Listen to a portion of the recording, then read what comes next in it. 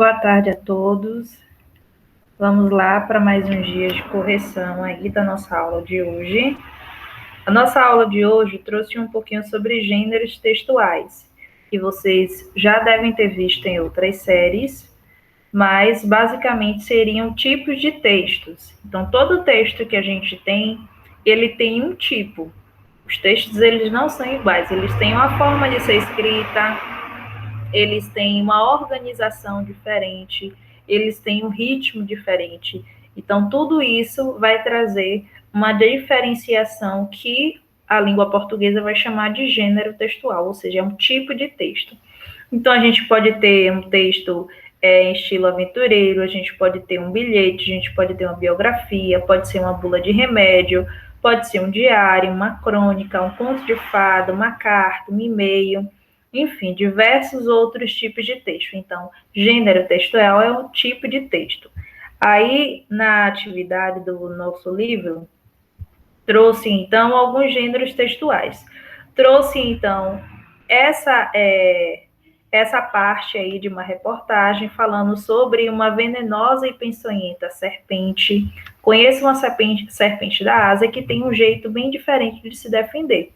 Então, trouxe aí uma parte dessa reportagem, ainda colocou aqui o site e a data que foi acessada. Então, isso é um tipo de texto, texto A. Já o B trouxe aí um outro tipo de texto, pescaria do curumim. Curumim acordou cedo, foi tomar banho de rio, caiu na água sem medos, se enrolou em seus braços de frio. Então, já dá para ver aí que tem um tipo de ritmo, né? Então seria mais um verso aí, né? Esse tipo de texto da letra B. Já aqui já está falando convite. Então aqui é um convite de aniversário, texto C, então já seria um gênero textual referente a convite. E o D, por último, é então uma receita. A gente já vê aqui o nome, ingrediente, modo de fazer, a gente já sabe que é então uma receita. Então, nesse caso aí, logo na primeira questão fala, você leu textos como esses, classifique-os quanto ao gênero. Deixa eu só voltar aqui. Pronto, então, no texto A seria o quê? Um texto informativo, né? Ali está falando de um tipo de cobra peçonhenta, então seria um texto informativo, ele presta uma informação. Já o B, um poema, o verso também, que colocou o verso também está certo. O C, convite, e o D, receita, ok? O segundo, quais desses textos não estão organizados nem em parágrafo, nem em versos, mas em linhas contínuas? O convite e a receita. O convite e a receita, se a gente for olhar aqui, ó, é em uma linha contínua, tá vendo? Não tem, no caso, uma rima, não tem uma lógica, né? É simplesmente o texto contínuo, ok? Vamos lá. O terceiro está falando assim: leia o que está indicado em cada parte do quadro e escreva a letra correspondente a cada texto conforme sua classificação. Texto em prosa, com parágrafos ou em linhas contínuas, o A, o C e o D. Então, né, ele tem parágrafo ou linhas contínuas. O A, tá vendo que tem linhas contínuas? O C, que tem a linha contínua, e o D, que também tem uma continuidade, ok? E o verso, a gente viu aí que o poema, ele tem o verso, ele tem, então, uma rima, né? Então, por isso, ele é um tipo de poema que ele tem, então, um verso. Aí, aqui, muitas pessoas ficaram com dúvida, o que seria isso? Isso aqui é uma forma de organizar o que a gente estudou. Então, durante esse período, durante essas aulas que a gente teve até a data de hoje, a gente viu sobre o quê? Tipos de texto, a gente viu texto em prosa, texto em verso. Pode ter linhas de texto contínua, pode ter parágrafos. Então, possibilidades, notícias, fábulas, contos, receitas, convites, informativos. Então, textos que têm linhas contínuas ou parágrafos, ele é um tipo de texto em prosa. Já o verso, organiza em versos, pode ter estrofe, rimas e ritmo. Então, a principal característica do verso, principalmente que ele possivelmente vai ter rima. Então, poemas, letras de música, quadrinhos. Então, vai ter essa característica aí, tá certo? Vamos lá, então. para ver a atividade de ciências. A atividade de ciências, a gente viu que relembrou sobre a questão do uso das vacinas, sobre o uso dos antibióticos, sobre a ação do micro-organismo. Então, na primeira questão, já pergunto, né? Você se lembra de ter tomado algum antibiótico? Teve colegas de vocês que falaram que tomam antibióticos com frequências porque tem algum tipo de alergia. Então, é uma pessoa que já tem essa frequência porque precisa controlar a alergia, então já toma um antibiótico.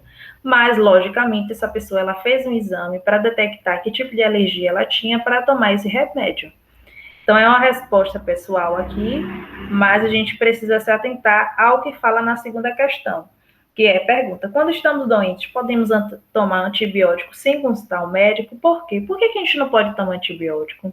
Precisamos consultar um profissional para verificar o tratamento necessário.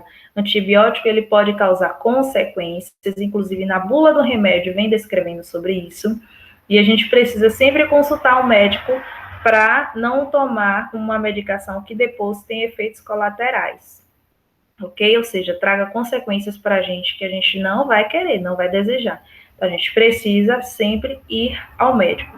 Eu sei que esse momento é complicado, a gente está numa pandemia, a gente tem que evitar sair de casa, mas se estiver em uma situação realmente muito grave, a gente precisa sempre ir ao médico para tomar o tratamento necessário e mais adequado. Aí o terceiro fala: Martina está com a dor de garganta. Sua médica disse que ela está com uma infecção bacteriana. Vamos lá, faça um X no que a médica deve fazer, deve receitar. Ela vai receitar uma vacina, gente? Não, né? A gente sabe que as vacinas, elas são destinadas a doenças mais específicas. Nesse caso de infecção bacteriana, não existe nenhuma vacina fabricada ainda para que a gente tome a vacina e a gente fique imune àquela doença. Então, nesse caso, ela tem que passar um antibiótico, ok? A letra B. Identificamos que a definição se refere às vacinas e qual se refere aos antibióticos. Serve para evitar doenças e podem conter micro-organismos enfraquecidos. Quem são as vacinas? Inclusive, a gente falou sobre isso referente ao coronavírus, né? Foram fabricadas vacinas, eles fazem a pesquisa, fazem toda uma investigação, detectam os micro-organismos, né? E fabricam as vacinas para que, quando a gente tem a vacina no nosso organismo, essa substância que tem na vacina, ela combata, então, a doença, caso a gente venha a ter. Já os antibióticos servem para quê? Para tratar as doenças e são produzidos com fungos ou bactérias, ok? Então, é a partir dos fungos e bactérias que são criados os antibióticos para que eles combatam a doença que a gente tiver, ok? A atividade de saúde, cuidados emocionais, já ainda continuando falando sobre saúde, a Pro aí falou, trouxe uma atividade que é para a gente um pouquinho se desabafar, repensar sobre algum problema que a gente teve recentemente, que a gente precisa saber como controlar essa reação. Então, aqui do lado vocês colocam o problema, aqui qual foi a ação que vocês tiveram. Aí embaixo perguntou, qual a melhor forma de agir quando estamos diante de um problema? A gente precisa refletir, pensar que todo e qualquer problema que a gente tiver, uma colega falou perfeitamente na atividade, que a gente precisa procurar nossos familiares, a gente precisa se acalmar, principalmente, respirar fundo, fazer aquela técnica 2, 5 dedos, né? Contar até 10, respirar fundo, pensar exatamente qual é a melhor alternativa para a gente agir diante daquele problema. Lembrando que não é com atitude agressiva que a gente resolve nada. É sim pensando, se acalmando, conversando com alguém, se desabafando com alguém, para que a gente consiga ter o controle emocional, tá certo? Então, por hoje é só. Desejo a todos um bom descanso. Um beijo para todos, tá certo?